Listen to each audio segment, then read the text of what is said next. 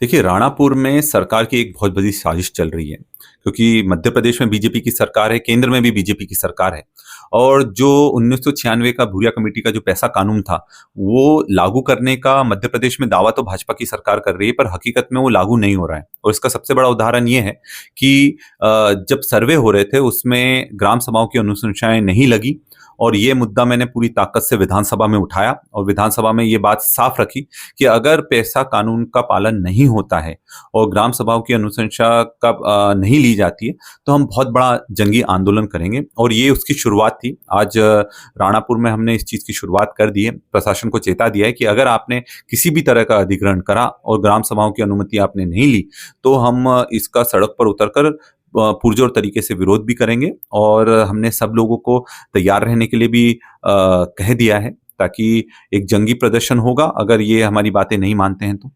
Doctor साहब, आपने भोपाल विधानसभा में आदिवासियों जो स्टूडेंट बच्चे हैं उनको लेकर एक मामला उठाया था। कई समस्याएं उनके साथ होती हैं, उस पर आपका क्या कहना देखिए, जनजातीय हॉस्टल हमारे देखा जाए तो बच्चों के लिए और कोई जगह पढ़ने के लिए है नहीं या रुकने के लिए है नहीं। जो अपने जनजातीय हॉस्टल हुए, जनजातीय स्कूल हुए, छात्रावास हुए, इनमें अभी सबसे बड़ी जो दुख की बात है, जो मैंने विधानसभा में पूरे मध्य प्रदेश के सारे हॉस्टल स्कूलों के लिए मुद्दा उठाया था, ये बहुत ही असुरक्षित है। क्योंकि जिस तरह से सरदारपुर में 2 बच्चों को इलेक्ट्रिक करंट लगने से उनकी मौत हो गई थी, मैंने जनजातीय मंत्री से सीधा सवाल करा था कि आपके जितने भी हॉस्टल हैं, स्कूल हैं, इनमें क्या फायर सेफ्टी के सारे पैमाने पूरे करे जा रहे हैं कि नहीं, और विद्युत सुरक्षा के सारे पैमाने पूरे करे जा रहे हैं कि नहीं।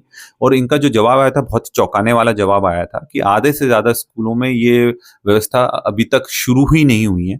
तो कहीं न कहीं देखा जाए कि पहले भी बच्चों को बहुत खराब गुणवत्ता का खाना मिल रहा था, उनको बहुत दिक्कत आ रही थी, पढ़ाई के लिए सामग्री नहीं मिल पा रही थी।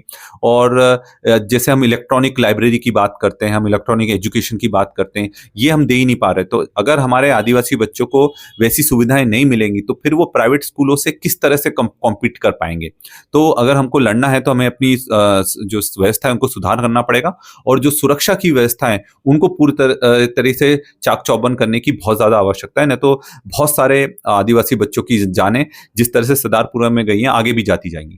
है? राणापुर क्षेत्र की यदि जमीन अधिग्रहण को लेकर आगे आपकी क्या रणनीति रहेगी? रणनीति साफ है कि हमने मुद्दे को बहुत प्रखरता से सदन में उठाया है। और आज उसका शुरुआत हमने राणापुर से भी कर दी है। और अगर हमारी मांगों को नहीं माना जाता और ग्राम सभाओं की जो अनुशंसा है, उसका पालन नहीं करा जाता, तो इससे भी बड़े हम आंदोलन करेंगे। और उसके लिए प्रशासन को हमने चेताया भी है कि अगर आपने जबरदस्ती करी, तो फिर हम सड़क पर उतरेंगे, और हमको अगर जेल जाना पड़े, तो वो भी हम जाने के लिए तैयार हैं।